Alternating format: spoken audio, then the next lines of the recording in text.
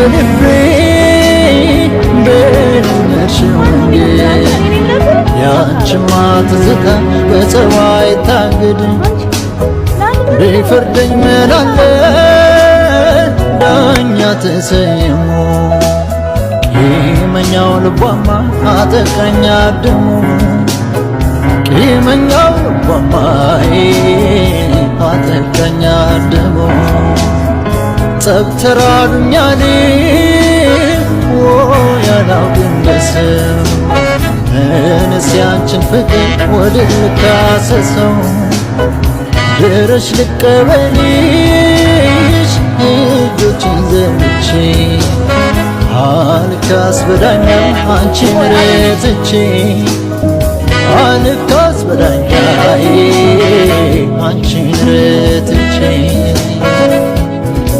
አካሌ ሸግዬ ነይ የምትወጃት እናት አሁን ሰው ጠራኝ ሳትይ አካሌ ሸግዬ ነይ ከውበትሽ ጋር አሁን ገለጠ ሰማይ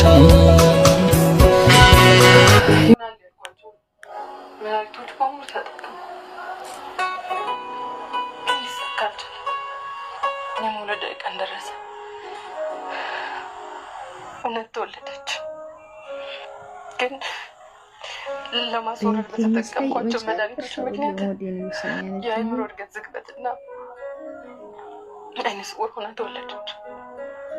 ልጄ እንደዚህ የሆነችው በእኔ ምክንያት እንደሆነ ሳስብ ራሴን ጠላሁ። እንደምታያት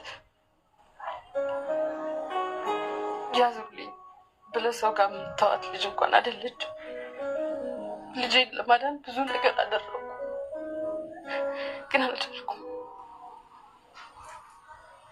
በድጋሚ አንተ ጋር መጣሁ። ስለዚህ በድጋሚ ያገኘሁት ሮማን ነበር። ለልጄ የማሳክምበት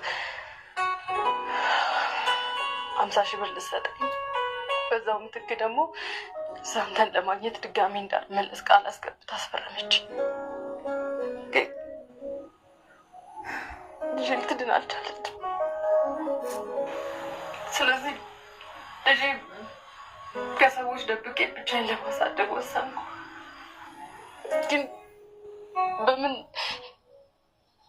በምን ገቢ በምን አቅሜ የልጅን መሰረታዊ ነገር ለማሟላት ከብዙ ስራዎች ሙከራ በኋላ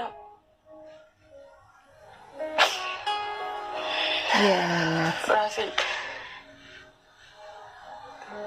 ሴተኛ ዳሪ ህይወት ውስጥ አገኘሁት። ያ ማንም ወዶ አይገባበትም እዚህ ነገር ውስጥ ሆነት። ይሄ ስራ ለልጄ ብዙ ነገር ሸፍኖልኛል።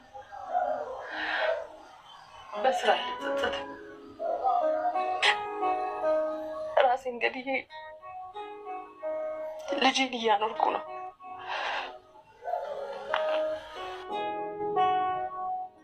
የኔ እናት ይህ ፊልም ሳይ የመጨረሻ ነው ወደ የሚበሳኝ። በእውነት እውነቴን ነው የምላችሁ፣ በጣም ነው የሚያሳዝነው።